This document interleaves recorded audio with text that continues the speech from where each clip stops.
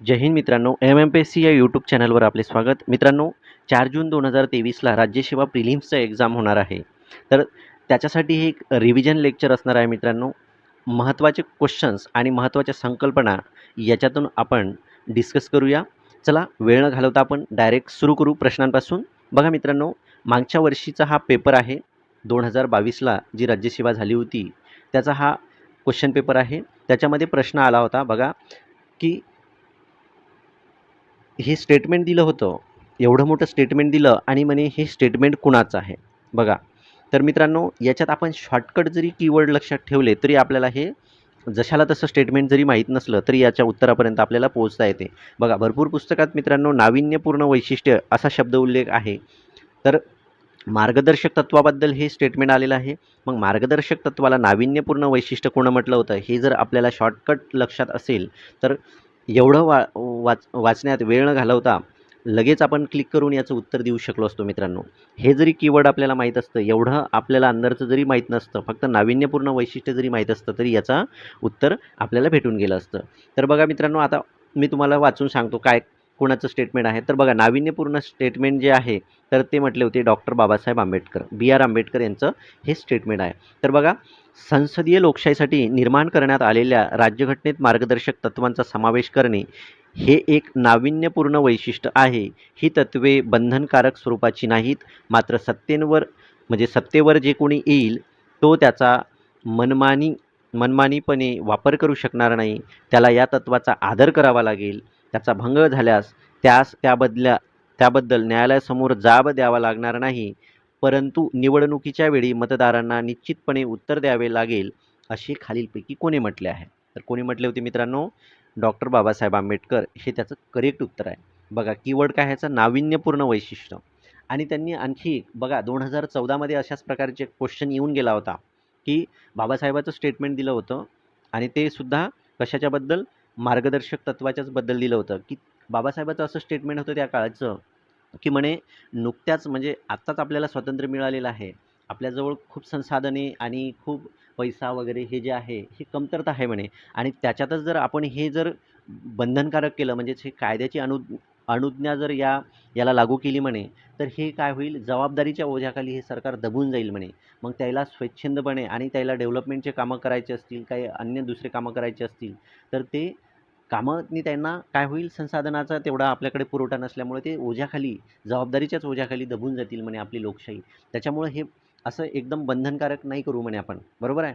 हे असं स्टेटमेंट बाबासाहेबांनी त्या काळी केलं होतं, बरोबर आहे? परंतु ते या मताचे सुद्धा होते, की हे जे मार्गदर्शक तत्त्वे आहे हे कायदेशीर असावे, असा म्हणजे जसं मूलभूत कर्तव्य आहे, मूलभूत हक्क आहेत, तशाच प्रकारे के टी शहा आणि डॉक्टर बाबासाहेब आंबेडकर यांचं म्हणणं होतं, की हे कसं असावं? न्यायप्रविष्ट असावं, असं त्यांचं म्हणणं होतं. पण ते घटना समितीनं त्यांचं मत फेटाळलं होतं. ठीक आहे. अशा प्रकारचे बघा मित्रांनो, मार्गदर्शक तत्त्वाबद्दलचा हा प्रश्न होता. एवढ्या गोष्टी माहीत असू द्या. आणि 2-4 आणखी स्टेटमेंट जे परीक्षेत नेहमी फिरून विचारतात, ते सुद्धा आपण आता बघू. बघा, मार्गदर्शक तत्त्वे आपण कुठून घेतलं? म्हणजे कोणत्या घटनेतून घेतलं? तर आपण मार्गदर्शक तत्त्वे तर कुठून घेतलेलं आहे मार्गदर्शक तत्त्वे मित्रांनो? मार्गदर्शक तत्त्वे आपण घेतलेलं आहे मित्रांनो. कुठून? तर हे घेतलेलं आहे आपण आयरिश राज्यघटनेतून. कोणाकडून घेतलेलं आहे? आयरिश राज्यघटनेकडून घेतलेलं आहे. आयरिश राज्यघटनेकडून मार्गदर्शक तत्त्वे घेतली. मग मार्गदर्शक तत्त्वे भाग कितीमध्ये आहे? असा सुद्धा प्रश्न विचारू शकतात. तर भाग मित्रांनो कितवा आहे? भाग आहे 4था. आणि कलम तर कलम आहे भाग 4था आणि कलम किती आहे? कलम आहे 36 ते 51. 36 ते 51. 36 ते 51 मध्ये काय आहे मित्रांनो? हे मार्गदर्शक तत्त्वे आहे. मग मार्गदर्शक तत्त्वाबद्दल आणखी काही फेमस स्टेटमेंट आहेत, म्हणजे फेमस कोट आहेत. बघा, पृथ्वीवरील स्वर्ग बनेल म्हणे. पृथ्वीवरील स्वर्ग बनेल म्हणजे मार्गदर्शक तत्त्वाची जर योग्य पद्धतीने अंमलबजावणी झाली तर पृथ्वीवरील स्वर्ग बनेल म्हणे. कोण म्हणे असं? पृथ्वीवरील वरील स्वर्ग बनेल असं कोण म्हणे? स्वर्ग बनेल. तर असं कोण म्हणे? हे म्हणे छागला. बरोबर आहे? तर आपण असं लक्षात ठेवायचं, मार्गदर्शक तत्त्वाचा जर पूर्णपणे अंमलबजावणी व्यवस्थित केली तर पृथ्वीवरील स्वर्ग बनेल. चांगला म्हणायचं. पृथ्वीवरील स्वर्ग भारत हा पृथ्वीवरील स्वर्ग बनेल म्हणे. तर कोण म्हणे? चांगला. स्वर्ग बनेल चांगला आणि छागला असं रायमिंग वर्ड जुळवायचा. बरोबर आहे. हे छागला यांचं हे काय होतं? स्टेटमेंट होतं. आकांक्षाचे घोषणापत्र कोण म्हणे? आकांक्षाचे घोषणापत्र. आकांक्षाचे घोषणापत्र. आकांक्षाचे घोषणापत्र. घोषणापत्र. घोषणापत्र. आकांक्षाचे घोषणापत्र म्हणे केसी where. KC where. Where. Where. आपण कसं लक्षात ठेवायचं? आकांक्षाचे घोषणापत्र घेऊन कुठे चालले? म्हणजे कुठे म्हणजे काय? व्हेअर. व्हेअर. व्हेअर. व्हेअर कुठे चालले? कुठे चालले? व्हेअर. बरोबर आहे. आकांक्षाचे घोषणापत्र व्हेअर असं लक्षात ठेवायचं. हे स्टेटमेंट 2-3 जरी आपल्याला माहीत असले तरी याच्यावरून जोड्या जुळवा असा प्रश्नसुद्धा बनलेले आहे. मेन्समध्ये हे खूप वेळा प्रश्न येऊन गेलेले आहे मित्रांनो. ठीक आहे. एवढ्या गोष्टी आपल्याला या मार्गदर्शक तत्वाबद्दल बघा. आताची कंबाईन झाली. कंबाईन ग्रुप बी आणि ग्रुप सी एकत्र झाली. त्याच्यामध्ये क्वालिटीमध्ये क्वेश्चन आला होता की मार्गदर्शक तत्वाचं अरेंजमेंट करा, त्यांच्या योग्य क्रम लावा. म्हणजे पहिला नंबर म्हणजे 36-37 कोणतं, 39 कोणतं, असा क्रम लावा म्हणून एक प्रश्न येऊन गेलेला आहे मित्रांनो. फार चांगला क्वेश्चन होता तो. मेन्सचा क्वेश्चन इकडं प्रीमध्ये उचललेला आहे त्यांनी. ठीक आहे. तर मार्गदर्शक तत्वे, मूलभूत कर्तव्य, मूलभूत हक्क ह्या गोष्टी ज्या वेळेला आपण MPSCचा अभ्यास करतो त्यावेळेला पाठ असणं आवश्यकच आहे मित्रांनो. ते पण क्रमवाईज. कारण क्रमवाईज हा प्रश्न ASO मेन्सचे प्रश्न तो उचलून प्रीला कॉपी पेस्ट झालेला आहे. ठीक आहे. चला आता पुढचा प्रश्न पाहू आपण. 57वा प्रश्न आहे. भारताच्या नियंत्रक व महालेखापरीक्षकाबाबत खालील विधाने विचारात घ्या. आणि काय विचारलं आहे प्रश्न बघायचं. चुकीचं विचारलं आहे की बरोबर विचारलं आहे? तर बघा, वरीलपैकी कोणते विधान बरोबर आहेत? असंच प्रश्न जेव्हा सॉल्व्ह करतो तेव्हा असंच करायचं मित्रांनो, की इथं विचारात घ्या म्हटलं तर हे वाचायचं नाही. इथं चुकीचं आहे की बरोबर आहे हे विचार पहिल्यांदा पाहायचं आणि मग वाचायचं. बघा काय म्हणते? ते राष्ट्रपतीची मर्जी असेपर्यंत पदावर राहतात. हे बरोबर आहे का हो? हे सपशेल चुकलं. राष्ट्रपतीची मर्जी असेपर्यंत राहत नाही मित्रांनो. घटनेत त्यांचा पदावधीची जरी पहिले सुरुवातीला उल्लेख नव्हता, पण संसदीय कायद्याद्वारे त्याच्या पदावधीची त्यांना काय दिलेली आहे मित्रांनो? सुरक्षितता दिलेली आहे. ते किती 6 6 म्हणजे 6 वर्ष किंवा वयाची 65 इयरपर्यंत ते काय पदावर राहू शकतात. हे त्यांना पदाची शाश्वती दिलेली आहे. संसदीय कायद्याद्वारे दिलेली आहे. हे पण लक्षात ठेवा. राष्ट्रपतींनी त्यांच्या वयाची ठरवलेली नाही किंवा संविधानातनी नव्हता त्यांचा उल्लेख. हे काय ठरवलेलं आपण संसदीय कायद्याद्वारे निश्चित केलेले आपण. घटनेत तसा काही उल्लेख नव्हता. असा सुद्धा प्रश्न पुढे चालून बनू शकते की घटनेत त्यांच्या पदावधी हा बनलेला आहे ऑलरेडी, पण पुन्हा येऊ शकते. बघा त्याच्यानंतर दुसरं स्टेटमेंट आहे, ते सर्वोच्च न्यायालयाच्या न्यायाधीशा इतके वेतन घेतात. हे बरोबर आहे. आणि हे सुद्धा आपण कसं ठरवलेलं आहे? तसंच संसदीय कायद्याद्वारेच ठरवलं त्यांची वेतन आणि भत्ते. राष्ट्रपती ठरवत नाही. संसदीय कायद्याद्वारेच ठरवलं की त्यांना सर्वोच्च न्यायालयाच्या न्यायाधीशाप्रमाणे वेतन भत्ते मिळतील. असं आपण संसदीय कायद्याद्वारे ठरवलं. ठीक आहे. म्हणजे हे स्टेटमेंट करेक्ट आहे. आता बघा बरं ऑप्शनकडे जा. ए तर चुकलं आहे, हे चुकलेलं आहे. म्हणजे ए जिथे जिथे आहे ते चुकलेलंच आहे. मग हे चुकलेलं आहे.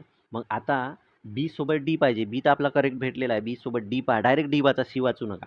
बरोबर आहे. म्हणजे आपल्याला लवकर उत्तर काढायचं असेल, पण आपण काय करत आहोत? प्रॅक्टिस करत आहोत. तर मग आपण सगळंच वाचू. बघा आपण डायरेक्ट डी वाचू पहिल्यांदा. फक्त भारताच्या सर्वोच्च न्यायालयाने केलेल्या चौकशीनंतर त्यांना राष्ट्रपती पदावरून दूर करू शकतात. बघा राष्ट्रपतीकडे पॉवर दिलेली जर असती त्यांची, तर पहिलंच मर्जीने पद धारण करतात. हे बरोबर आलं असतं. म्हणजेच हे सुद्धा काय आहे मित्रांनो? हे स्टेटमेंटसुद्धा चुकीचं आहे. बरोबर आहे. त्यांना पदावरून जर एवढ्या सहजासहजी आपण काढून टाकू शकलो असतो, तर ते त्यांचे कर्तव्य योग्यप्रमाणे पार पाडू शकले नसते. म्हणून हे स्टेटमेंट काय आहे? हे स्टेटमेंट त्यांच्याबद्दल चुकीचं आहे.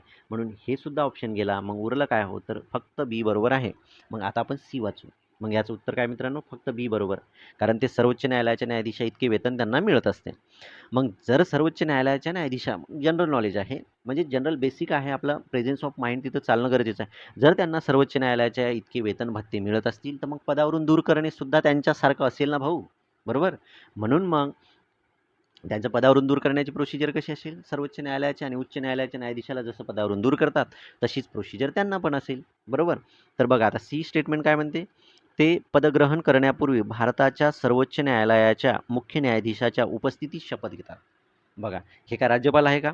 किंवा मग हे काय राष्ट्रपती आहेत का? की मुख्य न्यायाधीश त्यांना शपथ देतील? नाही. तर यांना शपथ कोण देते हो? तर यांना शपथ देते राष्ट्रपती. राष्ट्रपती किंवा मग राष्ट्रपतीने जे कुठला व्यक्ती नेमणूक केलेली असेल, की बाबा तुम्ही त्या अ, महाल नियंत्रक आणि महालेखापालाला म्हणजे कायद्यात तुम्ही शपथ देऊन द्या, असं जर एखाद्या राष्ट्रपतींनी एखादा व्यक्ती नियुक्त केला असेल, तर त्याच्या उपस्थितीत त्यांना शपथ घ्यावी लागते. 3ऱ्या अनुसूचीमध्ये यांच्या शपथेचं काही कलम आहे का? नाही. 3ऱ्या अनुसूचीप्रमाणे जसे सर्वोच्च न्यायालयाचे न्यायाधीश शपथ घेतात, तशाचप्रमाणे याच्या शपथेचा एक नमुना आहे. त्या नमुन्याप्रमाणे हे काय करत असतात? शपथ घेत असतात. म्हणून सी सुद्धा चुकीचं आहे. बघा, या प्रश्नाच्या माध्यमातून आपण सर्वच काही म्हणजे जे महालेखापाल आणि महालेखा आणि नियंत्रक आहेत, परीक्षक आणि नियंत्रक आहेत, त्याच्याबद्दल आपण बऱ्यापैकी याच्या बाहेर आता प्रश्न जात नाही मित्रांनो. बघा, फक्त आता कलम महत्त्वाचा आहे. यांची कलम डायरेक्ट प्रश्न विचारतो ते यांची कलम कुठे आहे हो? तर यांची कलम भाग कितीमध्ये आहे ते? केंद्र सरकारमध्ये भाग 5 मध्ये आहेत. बरोबर आहे. भाग कितीमध्ये आहेत? भाग 5 मध्ये आहेत ते. भाग 5 मध्ये.